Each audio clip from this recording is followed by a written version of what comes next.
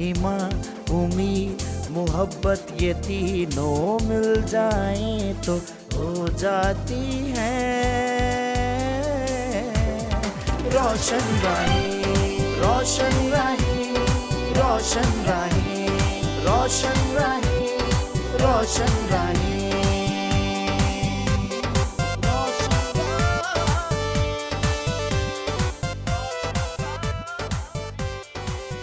यसु के जलाली और बाबरकत नाम में आप तमाम PMI टेलीविजन देखने वाले नाज़रीन को मेरी तरफ से सलाम। मैं हूं आपकी होस्ट फरा नईम और आप देख रहे हैं प्रोग्राम रोशन राहें।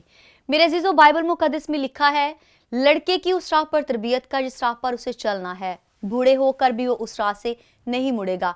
आज ये जरूरी है कि हम अपने बच्चों की उस राह पर तरबियत करें। आज हमारे साथ हमारे दो मौजूद मेहमान मौजूद हैं। हमारी जो पहली मेहमान है उनका नाम है गजाला यूनुस, जो कि संडे स्कूल टीचर हैं। वो 10 साल से FGA चर्च में बतौर संडे स्कूल टीचर अपनी खिदमत सर अंजाम दे रही हैं। नाज़रीन, इसी तरह हमारे जो दूसरे गेस्ट हैं उनका नाम है पास्टर साजिद जोयल, जो कि एज अ पास्टर और म्यूज़िक टीचर अपनी खिदमत सर अंजाम दे रहे हैं। तो आइए आपकी मुलाकात करवाते हैं हमारी आज की पहली मेहमान से। Ghazala, God bless you and welcome to the show. आप कैसा महसूस कर रही हैं? खुदावंद की शुक्रगुजार हूँ कि खुदा ने मुझे मौका दिया है कि मैं PMI चैनल पर आकर खुदावंद की इस खिदमत को सर अंजाम दे सकूँ। गजाला, आप as a Sunday school teacher work कर रही हैं। यस। तो कौन से चर्च में आप बतौर अपनी खिदमत सर अंजाम दे रही हैं? मैं FGA चर्च में बतौर संडे स्कूल 10 साल से इस खिदमत में हूँ। गजाला, संडे स्कूल टीचर बनने के लिए आपने कोई स्पेशल ट्रेनिंग ली है, कोई कोर्स किया है? खुदावंद का शुक्र है कि खुदावंद ने हमें खिदमत का काम बहुत पहले से सौंपा हुआ है।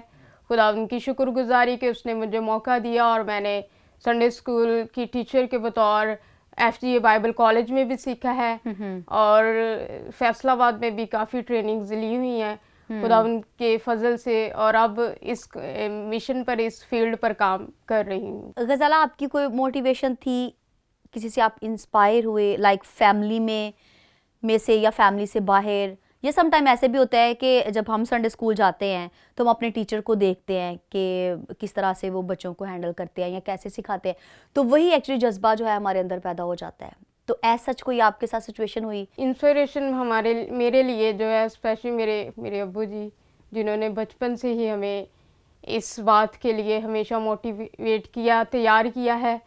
और इसके बाद पास्टर्स हैं और जो हमें गाइडेंस करते आए हैं, इस बात के लिए अवेयर करते आए हैं। और अब खुदावंद की मर्ज़ी से खुदावंद ने ये पैशन दिया है कि हम उसकी खिदमत में और बढ़ें और नई जनरेशन को, जो नौजवान बच्चे हैं, जो हमारी आने वाली जो कलीसिया बनेगी, जो आने वाली कलीसिया हैं, जो आने वाले हमारी कलीसिया के ममार हैं, कि खुदा के कलाम के ज़रिए से उनको गाइड किया जाए और अवेयर किया जाए। Thank you so much Ghazala. अभी हम पास्टर जी की तरफ आते हैं। God bless you and welcome to the show. Thank you so much. God bless you फरा। आपको कैसा लग रहा है? ये मेरे लिए बड़े एक प्रिविलेज की बात है, बड़ी मेरी ऑनर है कि मैं इस रोशन राह में आकर अपने सामईन के लिए और PMI अदारे के लिए और बहुत सारे ऐसे लोग जो सुन रहे हैं उनके लिए बरकत का बायस बनूं। अब तो पास्टर भी काम कर रहे हैं, अपनी खिदमत सर अंजाम दे रहे हैं और म्यूज़िक टीचर भी हैं। तो हम सबसे पहले म्यूज़िक की बात करते हैं। जैसे एक क्लास टीचर होता है, एक सब्जेक्ट टीचर है, तो ये music teacher, how do you take it? Music teacher ऐसा है कि ये एक प्रॉपर वो कल्चरल म्यूज़िक जो हम समझते हैं कि जैसे एक प्रॉपर सिंगर या प्रॉपर म्यूजिशियन बनाना, ये स्कूल्स में आजकल जो हम देख रहे हैं ये म्यूज़िक टीचिंग वो नहीं है।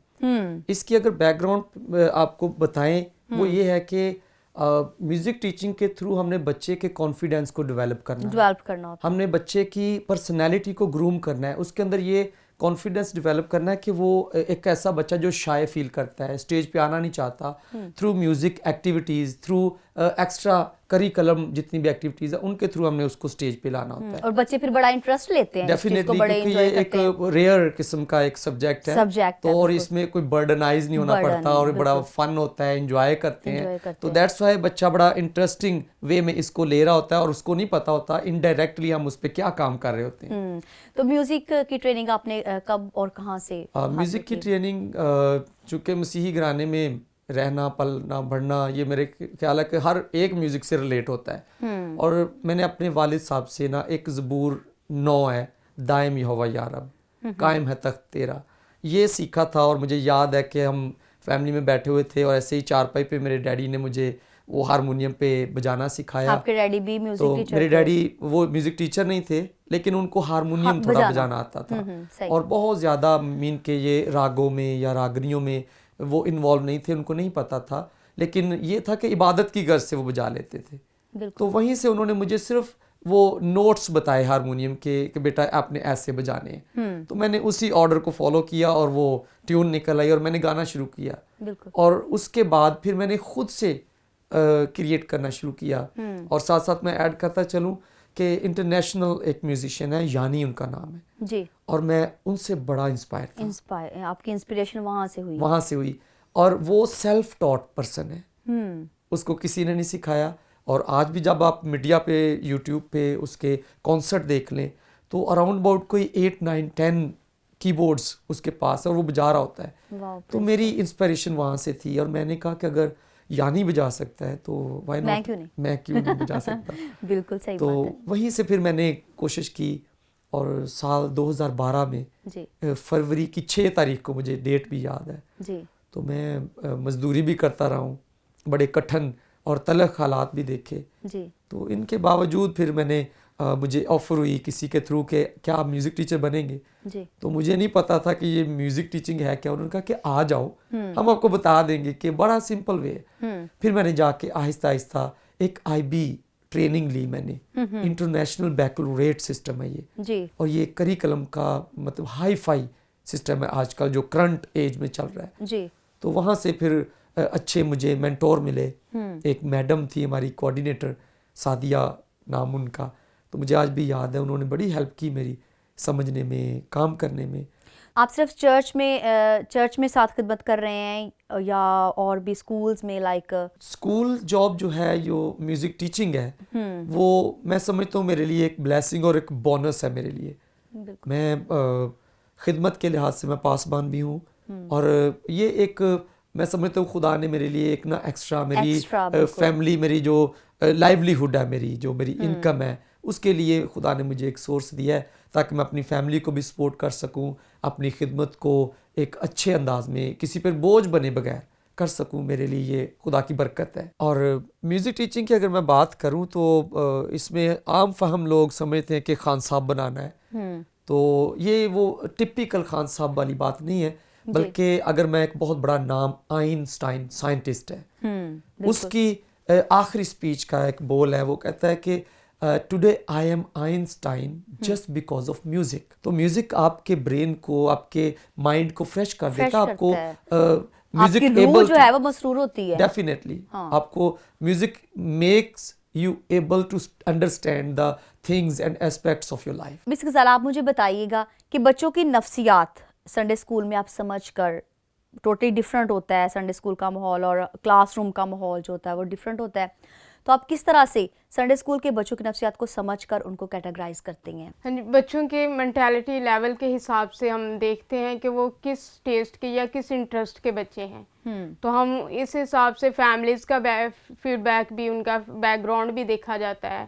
तो फिर उस हिसाब से हम बच्चों को उस तरीके से गाइड करते हैं कि अगर वो बच्चे मूवीज़ या मीडिया की तरफ उनका रुझान ज़्यादा है तो हम उसमें इंटरेस्ट लेते हैं, शौक से सीखते हैं। उस हिसाब से हम उनको इस बात के लिए गाइड करते हैं कि आप अपने मोबाइल्स में, लैपटॉप्स में बच्चों को कार्टून्स के ज़रिए से जो वो दूसरे कार्टून्स देखते हैं, उनको सुपर बुक जो एक अच्छा टूल्स है हमारे लिए, हमारे बच्चों के लिए, जिसमें डिफरेंट करैक्टर्स हैं बाइबल के, बाइबल की स्टोरीज हैं, हमें उस की तरफ बच्चों का जो है रुझान या बच्चों का जो है तवज्जो दिलाने की ज़रूरत है। पास्टर जी, आपसे मैं पूछना चाहूँगी कि पासबानी खिदमत जो है, इसका सिलसिला कब से शुरू हुआ? आया म्यूज़िक फील्ड में आने से पहले या बाद में? पासबानी खिदमत की अगर बात करें तो डेफिनेटली हमारा ईमान है कि ये खुदा का बुलावा होता है। बिल्कुल। और खुदा ने हमारी पैदाइश से पहले ही, यर्मिया नबी की मार्फत कलाम है कि तेरी माँ के पेट में पड़ने से पहले मैं तुझे जानता था, तेरे लिए बुलावा रखा हुआ था। तो हमारी ज़िंदगी में उसकी पहचान कब हुई, तो वो सन 2012 मेरे लिए एक ब्रेक थ्रू था मेरी लाइफ में और पासबानी खिदमत की तरफ आने का। और पासबानी खिदमत में आने के लिए मैं इंटेंशनली नहीं आया कि ये खुद साख्ता पासबानी खिदमत थी। मेरे शौक था कि मैं पढ़ लिख कर कोई बिजनेसमैन बनूंगा, मैं पढ़ लिख कर कोई अच्छी जॉब करूंगा या कोई अच्छा और कोई काम कर लूंगा, इसकी तरफ मेरा ध्यान नहीं था। और इवन मुझे याद है सन 2006 में हमारे पासबान थे और उन्होंने विजिट के लिए एक दिन मुझे कहा कि मेरे साथ बाइबल उठा के आपने आना है। तो on that time I was very shy. मैंने कहा ओ मुझे तो शर्म आती है, मैं गली में से बाइबल लेके कैसे गुजरूंगा। तो फिर आहिस्ता आहिस्ता खुदा के मंसूबे कायम रहते हैं। बिल्कुल। तो सन 2012 में काफ़ी सारी गवाहों के बावजूद, मेरे वालिद साहब थे, कई और सारे पासबान, बहुत सारे लोगों ने मुझे मोटिवेट किया कि आप बाइबल कॉलेज क्यों नहीं ज्वाइन कर लेते। मैंने कहा नहीं, जब तक खुदा मुझे नहीं कहेगा मैं इस तरफ बुलाहट नहीं होगी, कि जब तक बुलावा नहीं है मैं नहीं आऊँगा।